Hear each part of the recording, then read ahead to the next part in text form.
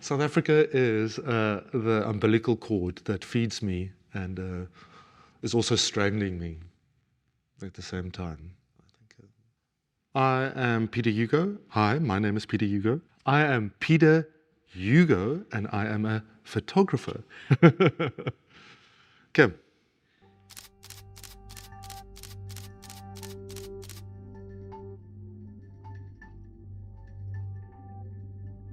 You know what, the first photograph I ever printed was a portrait of a homeless lady she was sleeping on the pavement, and I stood over her to make a portrait of her, and she opened her eyes and looked at me and smiled, and I made this portrait. And I don't know, that was like one of those moments, like I didn't know what exactly it was about that, but I knew that that's what I wanted to do, like something in that field. I don't know if it was being a photographer per se or being a journalist, but I knew I wanted to work with people and images.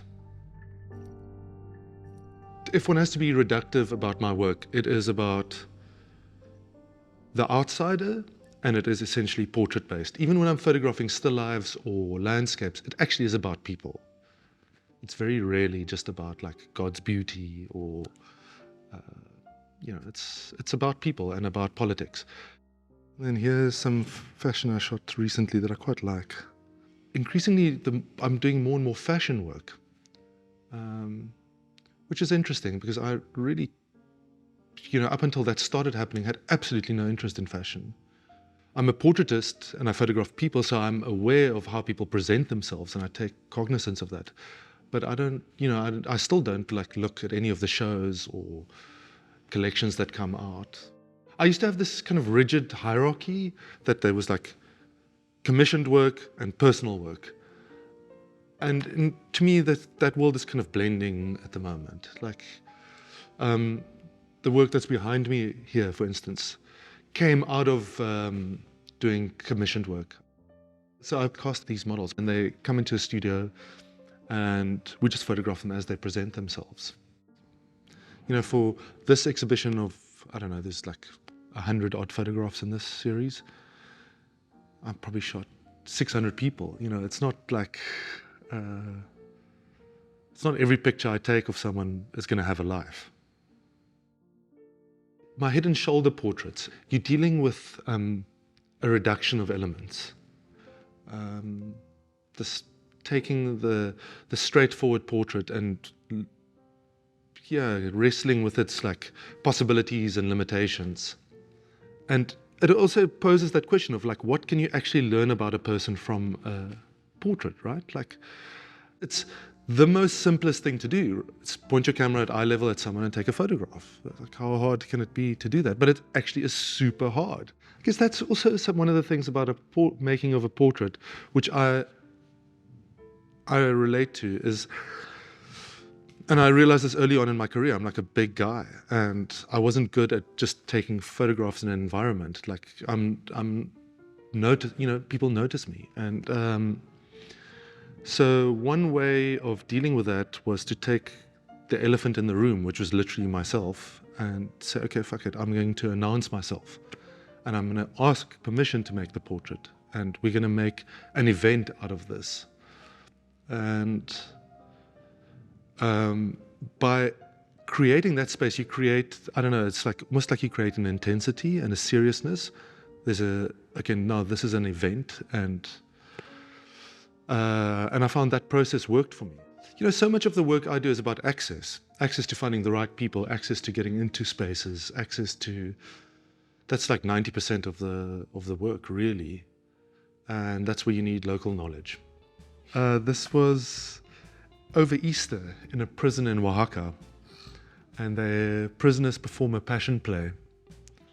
The story, the crucifixion of Christ, and the mayor's there, and the Christ gets like beaten properly, like by the Roman soldiers. And this was made the morning before the show, before the show had started. It was such an intense portrait. And if you look carefully, you can see he's got a tear in his eye. And this photograph is called The Advocate at Home. And this is an advocate at home. What you don't see in this picture, his mother is obsessed with Christmas. The entire house is full of Christmas decorations and baby Jesuses, like hundreds of them. So I photographed that, and in the end I was like, you know what, I really like to photograph you. And so I think it took like half an hour just to clear the room enough to be able to get this photo. When I made the hyena work, the first trip I made there, it was during a time of the year where you have a season that's called the Harmattan season, which is when wind blows sand from the Sahara over parts of West Africa, and it creates this kind of almost like a fog, but it's sand in the air. And it creates this super diffused look. And you'll see, like in the photographs, there's very little shadows. It's like a natural softbox of everything. But it also creates a certain palette, like a almost desaturated palette. And this was like a moment where I was like, okay, this is an aesthetic that fits with what I want to articulate in photographs. And for a long time, this really influenced how I printed my photographs, the kind of color palette that I was looking for. And so I started working in West Africa over that time. So the work made in Ghana during Permanent Era I made at that time, the work I made in Nollywood I made over that time.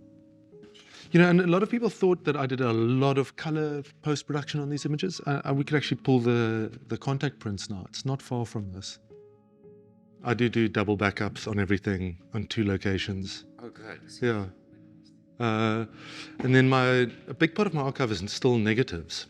And that's there, it's filed, and I have a spreadsheet that tells me where they are. I mean, these were kind of events. So we do the makeup, and then, okay, we need a gun. And so we rented a gun from a policeman. It's like and then I start taking the picture, and then the kids who are outside would come and join the picture and come and start. You know, they'd be creeping in all the time. So you're like, okay, well, you know what? If you guys are going to come in, why not be part of the picture? I like this idea, like you have like the seed of an idea, and it develops into something else. I didn't really have a sentimental attachment to them. I don't know, some of it feels embarrassing. Some of it feels good. Some of it's strong. Some of it's held up. This project started out of a photograph I saw in National Geographic, which was dealing with global recycling. And there was a photo that was taken on this dump, which is outside of Accra in Ghana, which is, I don't know, there's something like super strange to me that this like iPhone that you've got that like, you know, can send 1 billion messages to the other side of the planet in a split second, it meets its end like on the outskirts of a slum, being reduced like by like really base primitive techniques of being smashed apart and burnt into its like base commodities of copper and lead again. Did the first trip. And then I approached the New York Times magazine and showed them the pictures and asked them if they would be interested in publishing it and if they could fund the second trip, and which they generously agreed to do if they got the rights to publish it first. And so there's another example of like kind of the synergy between commissioned work and this is just unreal. If one looks at my work when I was younger, it was definitely, I feel it was much more masculine. It was super confrontational.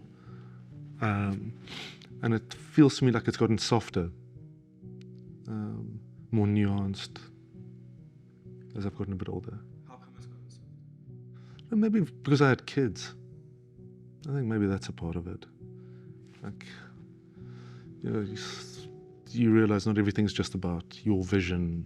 And so this is a project that started with when my wife, Tamsin Reynolds, became pregnant with our first child. And I think that was a major like shift in my methodology, and it really brought to the fore like certain anxieties I was feeling about living in South Africa, and it felt like a good way to address this was to make work around it. I don't think it resolved anything. If anything, it made it more complicated. Yeah, I mean, I've said this before, but I feel like to live in this country, you have to be like a Zen Buddhist psychopath. Like a during lockdown, I worked with my. I decided to, since I'm stuck with my kids and my family, and I couldn't travel, and we were in the countryside. I decided to. We were in Nature's Valley, and I decided to photograph them during that time. And but I wanted it to like be collaborative. I didn't want to create a dynamic with my kids where they put their foot down ever and say no more photographs ever again. I'm really conscious of that, like about not pointing my camera in their face all the time. Kids are tricky for a variety of reasons. Like if kids aren't into it, they're not going to do it. So you just have to have a different patience. They own shares of the prints as well when they sell. But now they just tell me to fuck off. They're over it. The series Kin I did was half shot on film and half digital, and not one person ever commented on that they could notice that it was a different camera that got used halfway through. Yeah. Not one person. I often get asked about how do I get permission from models and how do I work with people that I photograph. And it's a really difficult question to answer because there's no singular rule that applies to. One's dealing with different temperaments, different people, different variables on the day that you're making them. I could be coming from a different space on that day. It's really hard to generalize it. This is a project I did with a brand called Hood by Air, which was started, it's a legendary independent clothing label started by a guy called Shane Oliver, who really had a moment a few years ago in New York, or globally, with his designs, which were really kind of super deconstructed, street style, but also known for breaking down not only the clothes, but also the boundaries between gender and identity. And we spoke about doing a project together, and we decided to photograph in Jamaica. We started with initially photographing what is called the Gully Queens, and then it developed into taking on broader issues around of masculinity, I guess. We started photographing also porn stars and a wide array of people. I do feel like when one looks at commissioned work of mine, I hope you can see, oh, that's Peter's photograph, clearly. So now it's this kind of second part of my career has started. I guess there's a newfound confidence in a way of re-looking at how I put work out into the world and some of the limitations I might have imposed on myself in the past. I'm busy with a project that spans my entire archive, and I'm still adding to it, which I hope to resolve in the next year or two. I think, maybe I'm wrong, but I feel that I'm probably best at making portraits that are arresting, that kind of hold you, and which is quite limiting. It's quite a small gamut like to work within. But I try and push that envelope. You know, photography is pretty simple. Like it's like film speed, shutter speed, aperture, focus. Like that's it, really. Like it's not rocket science, which is great. Which is where a lot of its energy comes from. I think that it's so democratic. but makes it particularly hard to have a unique voice in that kind of morass of democracy. Cool, I think we got enough. That's amazing. Yeah. You even unwrapped music for this. No.